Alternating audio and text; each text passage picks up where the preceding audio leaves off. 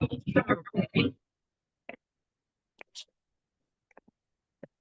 ज्ञान शामस्य ज्ञानदर्शनात् चक्षुरुन्मीलितं तस्मै श्रीगुरुवे नमः।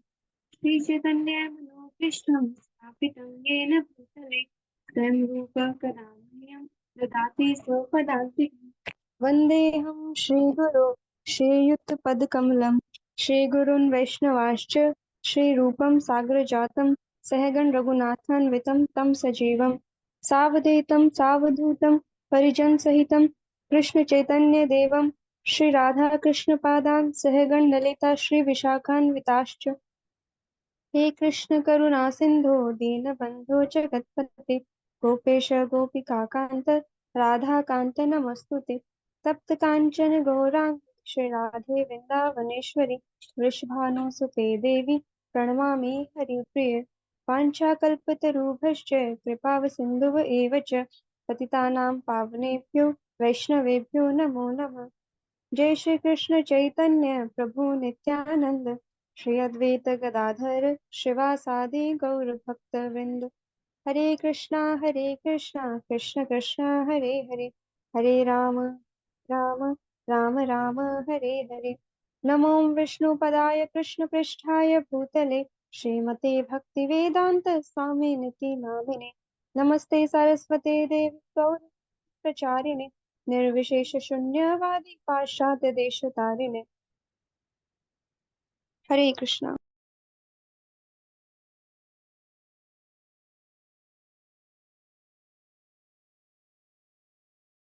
हरे कृष्णा।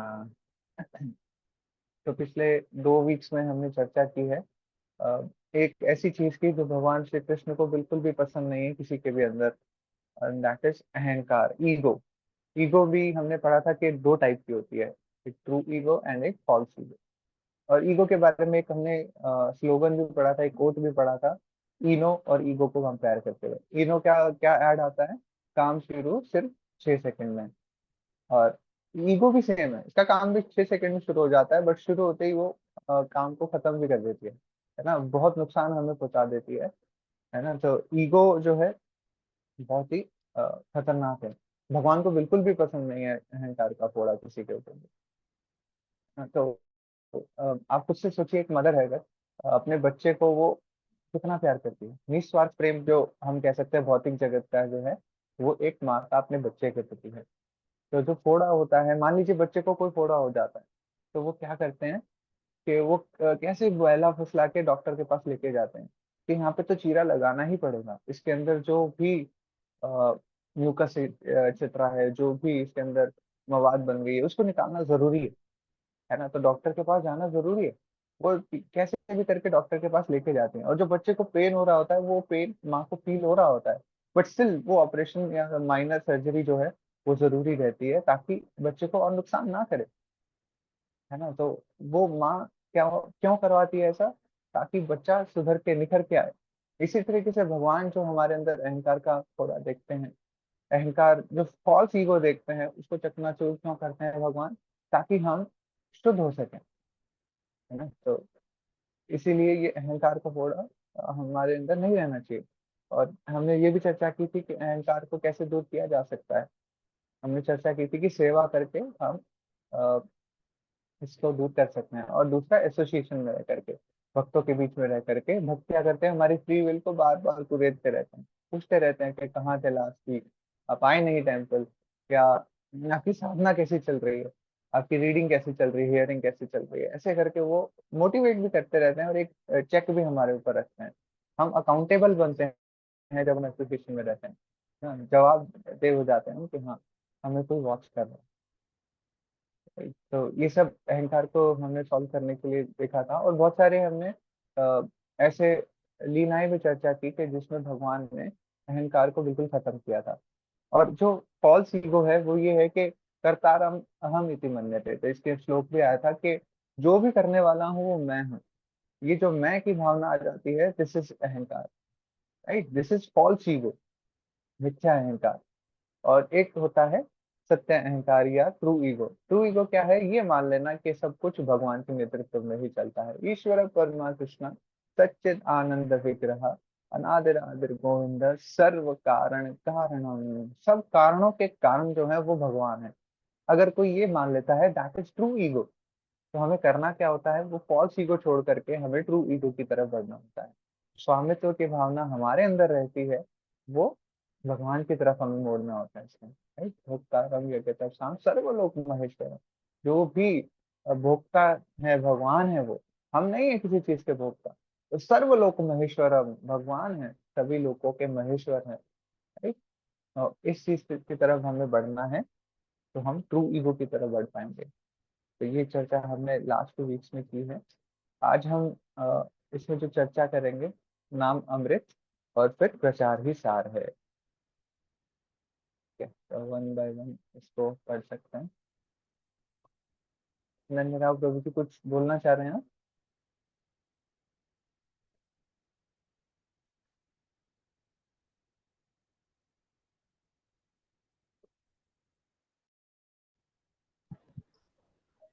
हरे कृष्ण प्रभु जी, मैंने ना एक दोहा हरे पढ़ा कृष्ण था जी। 9th क्लास में, हाँ हाँ। अहंकार के ऊपर। यस। वो था, नहीं पता रविदास जी का था या फिर कबीरदास जी का था। वो था, जब मैं था तब हरि नहीं, अब हरि है तो मैं नहीं। सब अंधियारा मिट गया जब दीपक देखा माही। मतलब कि जब अहंकार था तो भगवान नहीं थे, और जब भगवान आ गए तो अहंकार नहीं है, और हमें भगवान मिले भक्ति रूपी दीपक के, भक्ति रूपी दीपक के जलने की वजह से। हरे बहुत अच्छा आपने दोहा सुना है। इससे भगवान को ये मैं जो है बिल्कुल भी पसंद नहीं है। जब ये मैं हम खत्म कर देंगे ना, तब जाकर के भगवान की प्राप्ति होगी, तभी हमारा शुद्धिकरण होगा। और जो दिव्य ज्ञान हृदय प्रकाशित है, वो कैसे हो सकता है, गुरु के माध्यम से हो सकता है ना। तो एसोसिएशन इज वेरी इंपॉर्टेंट। ठीक है, तो नाम अमृत पढ़ने के आगे हम कोशिश करते हैं। आप सबसे मेरी प्रार्थना है कि आप मेरे लिए प्रार्थना करें, कि आज जो हम भी डिस्कस करें वो परंपरा के इन लाइन है, और मेरी छोटी बुद्धि उसमें बिल्कुल ना लगी है। ठीक है, नम्रता माता जी आप रीड कर सकते हैं। हरे कृष्ण। हरे कृष्णा। प्रभुपाद की जय। साधारण मनुष्य को शंकराचार्य की मायावादी बातें सुनने के बजाय आत्म साक्षात्कार के लिए महामंत्र का जप करना चाहिए। भगवान चैतन्य ने प्रकाशानंद को तुरंत जानकारी दी कि आज के युग में ज्यादातर लोग आध्यात्मिक ज्ञान से रहित हैं।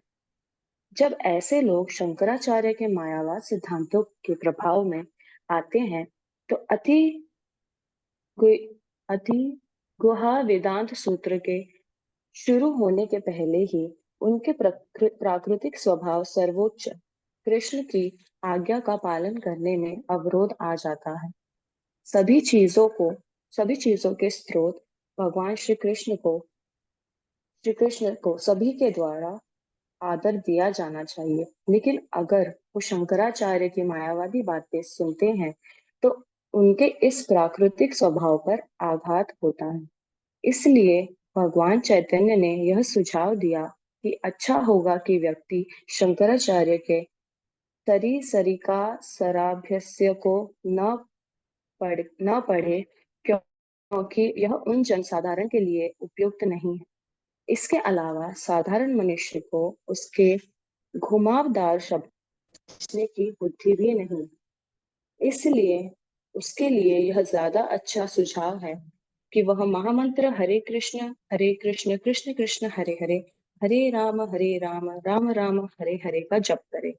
आज के इस कलयुग में इसके अलावा आत्म साक्षात्कार का कोई दूसरा उपाय नहीं है। Hare Krishna. Hare Krishna, thank you so much माता जी। तो यहाँ पर बताया जा रहा है कि साधारण मनुष्य क्या होता है, बहुत ही सिंपल है। राइट, उनको जो भी बताया जाए उसमें वो पड़ जाते हैं। और जैसे शंकराचार्य जी की बात यहाँ पर हो रही है, शंकराचार्य कौन थे? स्वयं शंकर, भगवान शिव ही आए थे। वो एक उनको रोल निभाना था, है ना। तो उस टाइम पे हमने बहुत डिटेल में चर्चा की है यहाँ पर, जब संप्रदाय के आचार्य, जब हमने पढ़ा था इसी मॉड्यूल के अंदर, तो शंकराचार्य जी पर्पसफुली आए थे, शिव जी पर्पसफुली आए थे। वो कह रहे थे कि जो शास्त्र अभी हैं एग्जिस्टेंस में, जिनका मिसयूज हो रहा है ना। एक एग्जांपल इसमें ये हमने डिस्कस किया था कि वो पशु बलि को फेवर कर रहे थे, और उसमें करते क्या थे, पशु बलि को मार करके पशु को खुद से मांस भक्षण का उनका वो रहता था, मोटिव रहता था, राइट। तो उसका खंडन करने के लिए शास्त्रों को वहां पिक्चर से रिमूव करना था, राइट। तो वो -1 की तरफ चला गया था, नेगेटिव हो गई थी सारी चीजें, नेगेटिव से 0 की तरफ आना था। शून्यवाद का प्रचार इसीलिए किया गया ना। मायावादी क्या बोलते हैं कि भगवान एक ज्योति है और कुछ नहीं है, और कुछ टाइम के लिए उन्होंने शरीर ले लिया था, भगवान कृष्ण के रूप में आए थे, फिर से जाकर के वो ज्योति बन गए ना। तो भगवत गीता में भगवान स्वयं बताते हैं अर्जुन को, जब वो ज्ञान दे रहे होते हैं चैप्टर 2 में, कि आप ये मत सोचिए कि यहाँ पर ये लोग पहले नहीं थे, ये जो आपके बंधुजन हैं, जो आपके गुरुजन हैं, पितामह हैं, ये पहले नहीं थे, ये पहले भी थे, आज भी हैं और कल भी रहेंगे। इसी तरीके से सभी जीव हैं, सनातन है वो, है ना। तो यहाँ पर देख सकते हैं कि भगवान खुद खंडन करते हैं इस चीज का। वो खुद बता रहे हैं कि जैसे अभी आपको दिख रहे हैं, ये पहले भी कुछ ना कुछ शरीर में रहे हैं, और आज भी हैं और आगे भी होंगे। ऐसा मत समझो कि आप इनकी हत्या कर रहे हो। इस तरीके से भगवान उनको ज्ञान दे रहे होते हैं चैप्टर 2 में। तो उन्होंने भी इस चीज का खंडन किया है। और फिर क्या करें, हमारे पास तो भगवान कृष्ण नहीं है, अर्जुन के पास तो है।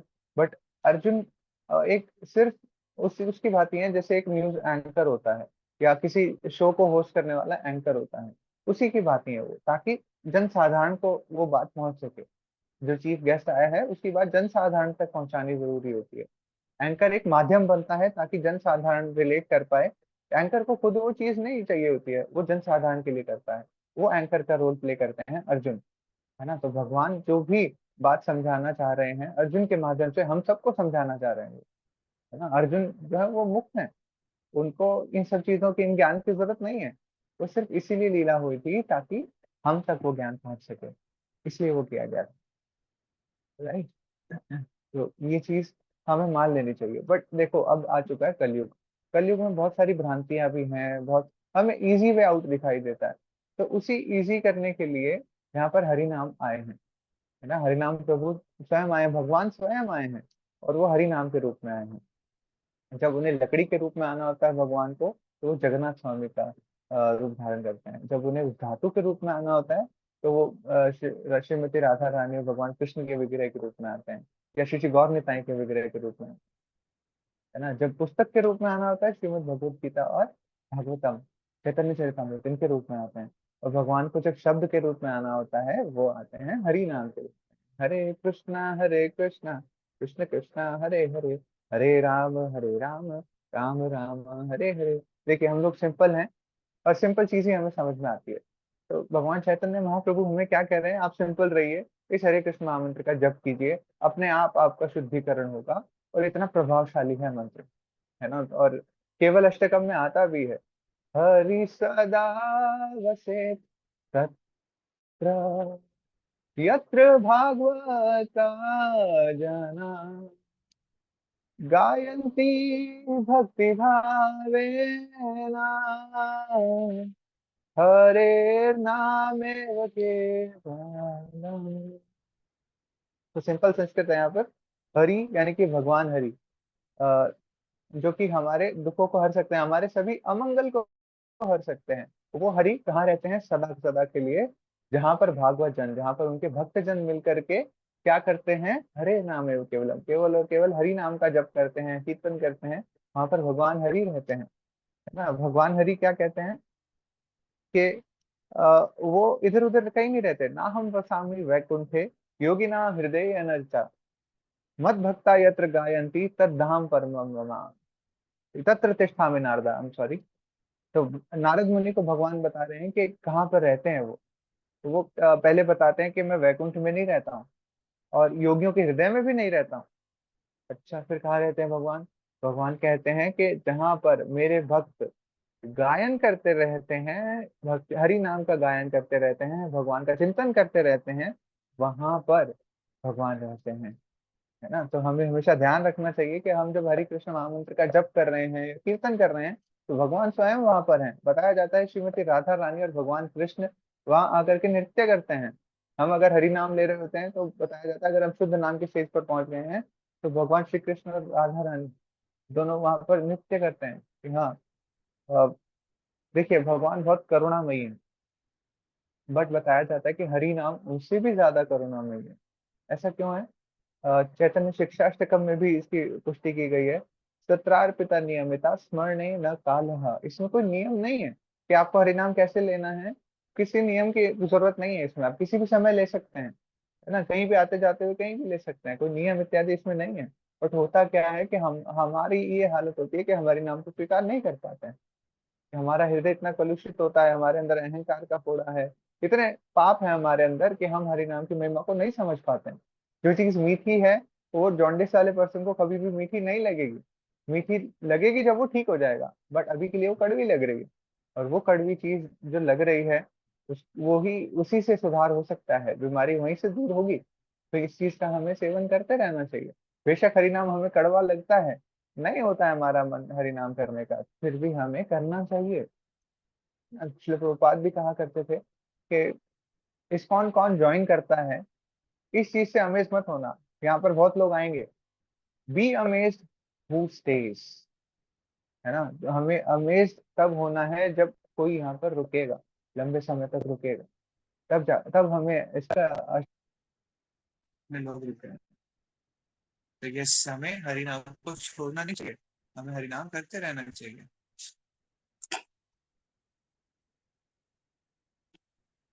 ठीक है, तो ये हरिनाम के बारे में हमने चर्चा की। तो अब हम आगे बढ़ सकते हैं। पवित्र नाम का प्रचार ही सार है।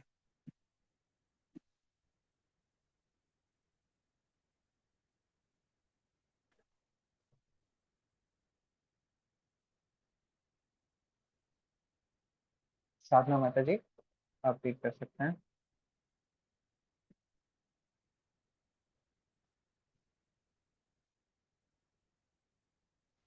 हरे कृष्ण। हरे कृष्ण माता जी। प्रचार है। कृष्ण भावनामृत आंदोलन कृष्ण भावना भावित बनने तथा अन्यों को कृष्ण भावना भावित बनने पर आधारित है। मेरे प्रिय बालक, तुम भक्तों के संग नाचते जप करते तथा संकीर्तन करते रहो। यहाँ नहीं बाहर जाओ और कृष्ण नाम के कीर्तन के महत्व का प्रचार करो, क्योंकि इस विधि से तुम समस्त पतित आत्माओं का उद्धार कर सकोगे। गुरु की यही आकांक्षा रहती है कि वे अपने शिष्यों को न केवल कीर्तन करते, नाचते तथा विधि विधान का पालन करते देखें, अपितु अन्यों का उद्धार उद्धार करते हेतु संकीर्तन आंदोलन का प्रचार करते भी देखें। क्योंकि कृष्ण भावनामृत आंदोलन इस सिद्धांत पर आधारित है कि मनुष्य को यथासंभव स्वयं भक्ति में पूर्ण बनना चाहिए और अन्यों के लाभार्थ इस संप्रदाय का करना चाहिए।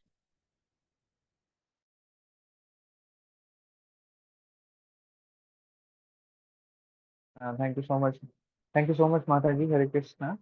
तो यहाँ पर ये जो संवाद आ रहा है हम नीचे देख सकते हैं। चैतन्य चरितमृत आदि लीला चैप्टर 7 और श्लोका नंबर 92 है ये।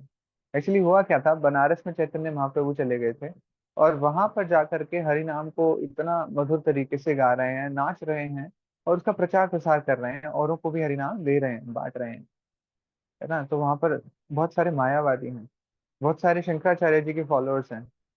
तो वो पूरा संवाद आता है चैतन्य महाप्रभु का प्रकाशानंद सरस्वती, जो कि मायावादी सिद्धांत के बहुत बड़े फॉलोअर थे, है ना। तो वो औरों को मायावाद सिखाते भी थे। उनके साथ चैतन्य महाप्रभु मिलते हैं। तो प्रकाशानंद सरस्वती वहां पर बताते हैं कि तुम भी सन्यासी हो, हम भी सन्यासी हैं, बट तुम हमारे साथ एसोसिएट नहीं करते हो। चैतन्य महाप्रभु को कह रहे हैं प्रकाशानंद सरस्वती कि आप हमारे साथ मिलते जुलते नहीं हो, कभी भी आते नहीं हो, तो ऐसा क्यों करते हो? देखिए आप अ, इतने अच्छे शिष्य हैं, आप भी सन्यासी हैं, तो नो डाउट आप पूजनीय हैं, बट फिर भी हमारे साथ एसोसिएट नहीं करते। और काम करना होता है पठन पाठन यजन याजन, पढ़ाई करना और वो सब करना, बट आप क्या कर रहे हैं? हरि नाम का उच्चारण कर रहे हैं इतने ऊंचे स्वर में, नाचते गाते फिर रहे हैं, गली गली कूचे कूचे इधर उधर भाग रहे हैं। तो ये क्या मतलब हुआ? आप ऐसा क्यों कर रहे हैं? ऐसे प्रकाशन सरस्वती बहुत सारे सवाल पूछते हैं चैतन्य महाप्रभु से। है ना। तो चैतन्य महाप्रभु कहते हैं कि हे पूजनीय, तो उनको भी बहुत अच्छे से एड्रेस करते हैं, पूरा उनको सम्मान देते हैं, और वो सम्मान देते हुए पूछते हैं, उनको बहुत ही विनम्र तरीके से बताते हैं कि हे भगवान, ये बहुत अच्छे अच्छे वर्ड्स वहां पर यूज करते हैं, और उनको बताते हैं कि मेरी बात आप सुनिएगा, मैं ऐसा क्यों एक्ट करता हूँ, है ना। तो वो कह रहे हैं कि ठीक है, मैं ऐसा दिखता हूँ कि मैंने संन्यास ग्रहण किया हुआ है, बट मेरे गुरु ने मुझे क्या माना, गुरु मोहे मूर्ख देखी करीला शासन। गुरु कहते हैं कि तुम्हें बेटा कुछ नहीं आता है, आपको सिंपल सा ये संदेश मेरा फॉलो करना है। और वो संदेश यहाँ पर साफ साफ लिखा गया है, मेरे प्रिय बालक। ये यहाँ पर चैतन्य महाप्रभु के गुरुदेव के वचन है। वो क्या कह रहे हैं, मेरे प्रिय बालक, तुम भक्तों के संग नाचते रहो, जप करते रहो, संकीर्तन करते रहो, यही करते रहो। और ऐसा ही नहीं, क्या करना है, बाहर निकलना है और कृष्ण के नाम का महत्व, इसका प्रचार करना है ना। प्राइज क्या मिलने वाला है हरि नाम अगर करेंगे। अब खुद से सोचिए कि हम किसी चीज का प्राइस अगर जान चाहते हैं, PRIZE, कि किसी चीज की क्या मूल्य है, सॉरी क्या वैल्यू है, अगर हम ये जान जाते हैं, जैसे निरमा का ऐड आता है, वॉशिंग पाउडर निरमा, दूध सी सफेदी निरमा से आए। तो उसमें क्या बताया जा रहा है, दूध सी सफेदी आने वाली है अगर आपने निरमा यूज कर लिया। तो फिर हम जो प्राइस है निरमा का, जो मूल्य इसके निर्धारित हुआ है, वो पे करने को हम तैयार हो जाते हैं, है ना। इसी तरीके से यहाँ पर इनके गुरु महाराज, चैतन्य महाप्रभु के गुरु महाराज यहाँ पर उनको इंस्ट्रक्ट कर रहे हैं कि ये महत्व जा करके आप बताओ, क्या इंपॉर्टेंस है हरि नाम की। समस्त पतित आत्माओं का उद्धार इसी से हो सकता है, कलयुग में कोई और उपाय नहीं है। तो यही आपको करना है ना। और गुरु की आकांक्षा क्या रहती है, नेक्स्ट में इसका पूरा डिस्क्रिप्शन दिया गया है। गुरु क्या चाहता है कि वो शिष्य, उनके शिष्य न केवल कीर्तन करें, नाचते रहें, गाते रहें, विधि विधानों का पालन करते देखें, अपितु अन्यों का उद्धार करने के लिए हरि नाम का प्रचार भी करना चाहिए। गुरु बहुत खुश होते हैं जब प्रचार करते हैं हम लोग, है ना। तो वो प्रचार के बहुत सारे मेथड्स हैं। ऐसा ही नहीं है कि जो व्यास गद्दी पे बैठा हुआ है कि वहीं से जो लेक्चर दे रहे हैं सिर्फ वही प्रचार कर रहे हैं। प्रचार के बहुत सारे मेथड्स हैं। प्रचार में, जिस सेवा में जो भी लगा है उनकी एक भी तरीके से हेल्प करना, तो वो एक्चुअली प्रचार ही है। प्रचार से कम नहीं है वो सेवा। मान लीजिए आप मंदिर में गए, मंदिर मार्जिन की सेवा आपने की, जूते की सेवा जो रहती है अनेक अनेक फेस्टिवल्स में, वो भी प्रचार का ही पार्ट है ना। तो मैंने देखा है बहुत सारे बड़े बड़े डिवोटीज जो कि ब्राह्मण दीक्षित भी हैं, सेकंड इनिशिएशन उनकी हो चुकी है, और वो क्या करते हैं, जन्माष्टमी के टाइम पे शू स्टॉल पे सेवा कर रहे होते हैं, जूते की सेवा कर रहे होते हैं, है ना। तो खुद को दीनहीन जान करके इतने भगवान की सेवा में रत रहते हैं वो।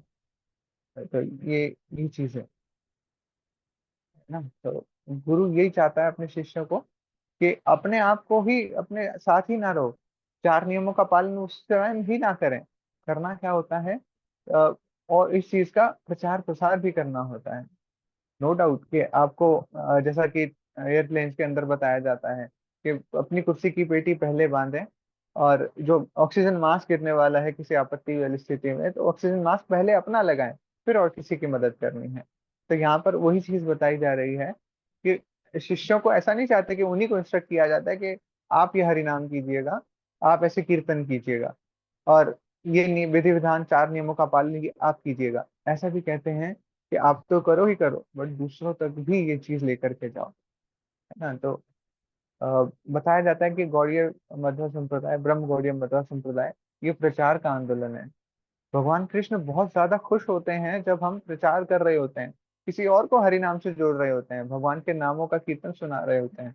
तो इस तरीके से हम देख सकते हैं कि भगवान को जो चीज पसंद है हम वो करें, तभी जाकर के हम भगवान की नजरों में उठेंगे, हमारा हृदय शुद्ध होगा, हरि नाम से ही मार्जन होगा।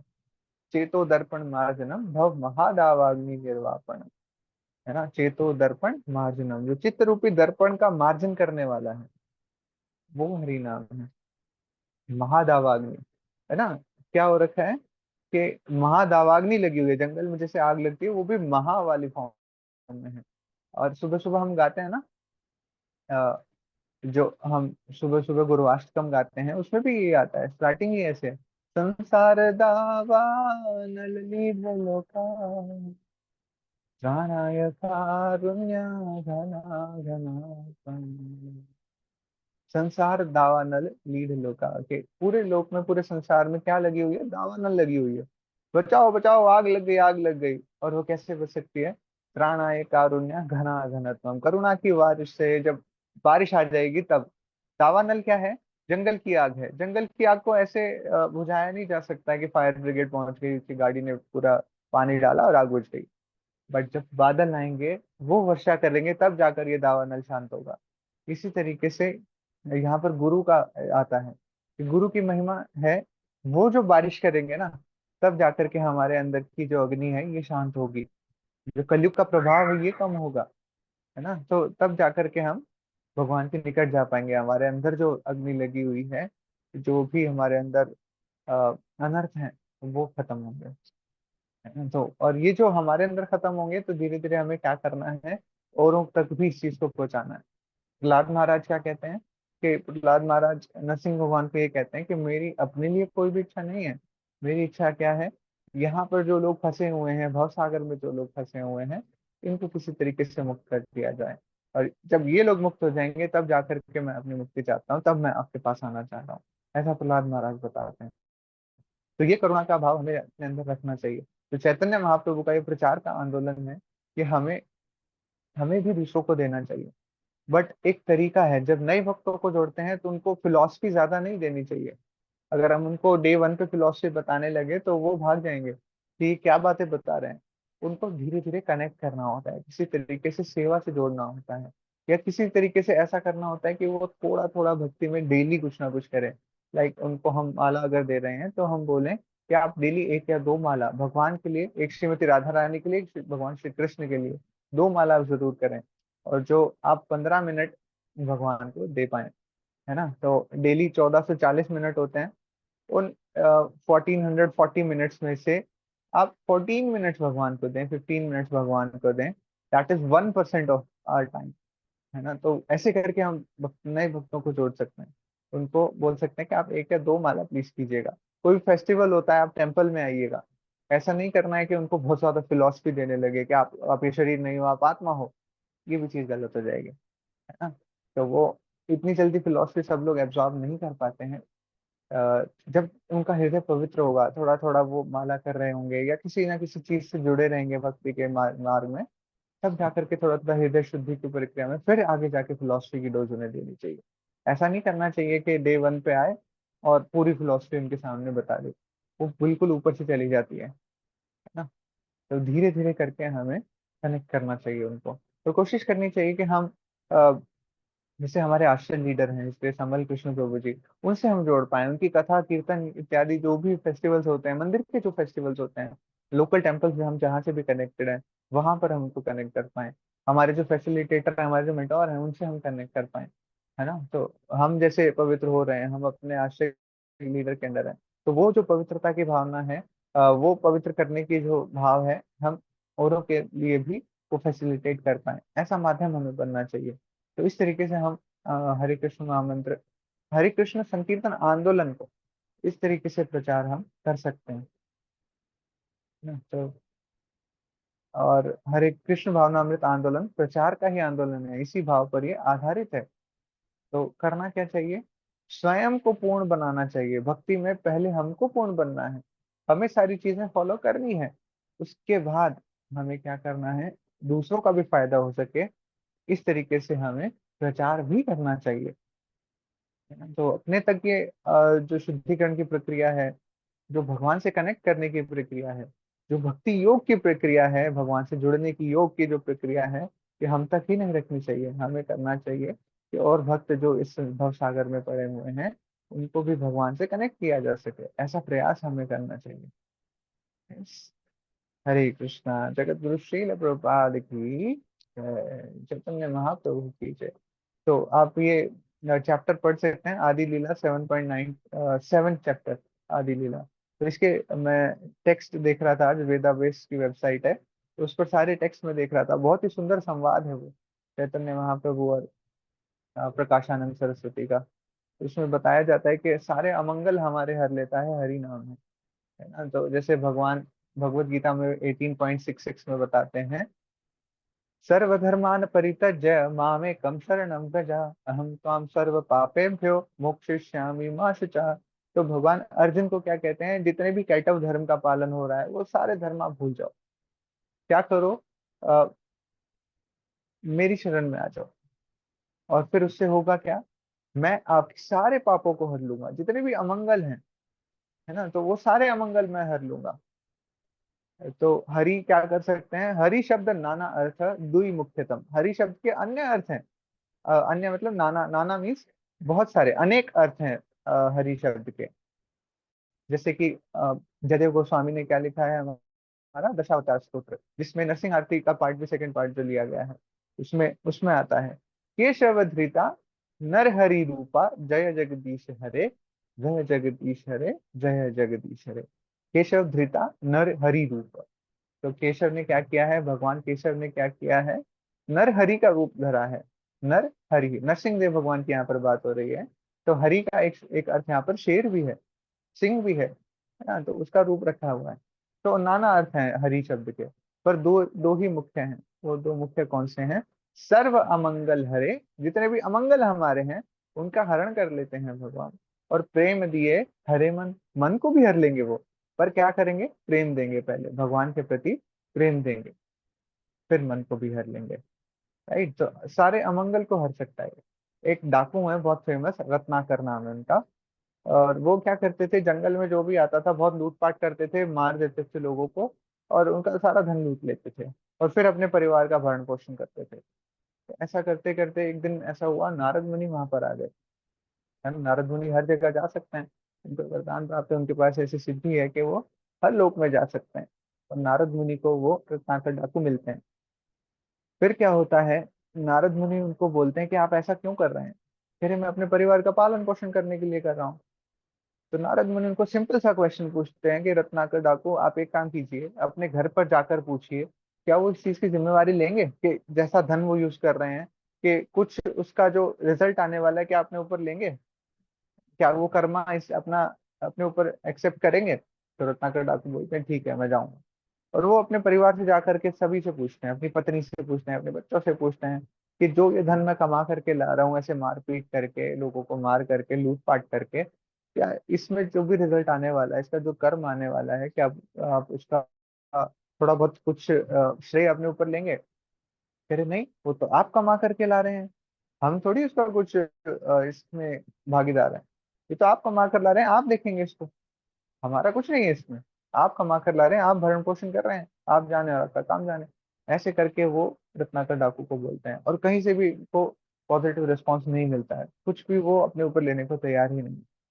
तो कहा इनके ऊपर ही सारा डाल देते हैं कि आप कमा करके लाए हैं, आप ही जानो इसको। तो इस तरीके से वो करता है। तो फिर रत्नाकर डाकू का थोड़ा थोड़ा हृदय परिवर्तन होता है, कि मैं जिनके लिए इतना कुछ कर रहा हूँ, जो लूटपाट कर रहा हूँ, मारपीट कर रहा हूँ, वो लोग तो बिल्कुल भी करना एक्सेप्ट नहीं करना चाहते, किसी भी चीज के लिए कोई भी जिम्मेवारी नहीं लेना चाहते। तो फिर वो नारद मुनि के पास वापस आते हैं, और नारद मुनि उनको समझाते हैं कि आप अब ये काम छोड़ दीजिए, और हरि नाम को स्वीकार कीजिए, राम का नाम स्वीकार कीजिए। अब रत्नाकर तो डाकू है, उन्होंने मारपीट ही की है, मारो मारो यही सब रहता था, राम का नाम नहीं लिया जा रहा उनसे, हृदय प्योर नहीं है कि राम का नाम भी नहीं लिया जा रहा, इतना अशुद्ध हो चुका है मन। तो वो फिर राम नाम नहीं ले पाते थे, तो नारद मुनि ने कहा अब एक काम करो, आप बोलो मरा, और बार बार बोलते रहो। तो हम खुद से जब आज खुद से सोचिए कि हम जब बार बार बोलेंगे मरा मरा मरा मरा मरा मरा, मैं मरा बोल रहा हूँ पर आप लोगों को क्या सुन रहा है, राम सुन रहा है ना। तो ये इस तरीके से भी भगवान का नाम काम करता है, इतना पावरफुल है भगवान का नाम, है ना। तो जैसे अजामिल की कथा आती है, वो अपने पुत्र को पुकार रहे थे अंतिम समय में, उनका उनके पुत्र का नाम था नारायण, है ना। तो अंतिम समय में वो अपने पुत्र को पुकार रहे थे नारायण, और फिर भगवान नारायण स्वयं प्रकट हो गए थे। तो इतना पावरफुल है नाम कि हम इंटेंशनली भी नहीं ले रहे हैं, फिर भी उनका नाम आ जाता है। जैसे कि हरियाणा, हरि आना, भगवान का नाम वहां भी है ना। तो इस तरीके से राजमा, राम, उसमें भी है, बीच में ज हटा दो तो राम है वहां पर भी। इस तरीके से भी अगर हम कुछ बोल रहे होते हैं तो वो भी इफेक्ट करता है, हमारी चेतना को शुद्ध करता है। और अगर आप खुद से सोचिए कि हम स्वयं भगवान का नाम लेने लग जाएं, और ऐसा उच्चारण भगवान के नामों का हम कराने लग जाएं, तो कितना अच्छा होगा। सभी के लिए मंगलकारी होगा। हमारे अमंगल तो हरे ही जाएंगे, साथ में औरों के भी अमंगल हरे जाएंगे। हरे कृष्ण हरे कृष्ण श्रील प्रभुपाद हरे जय।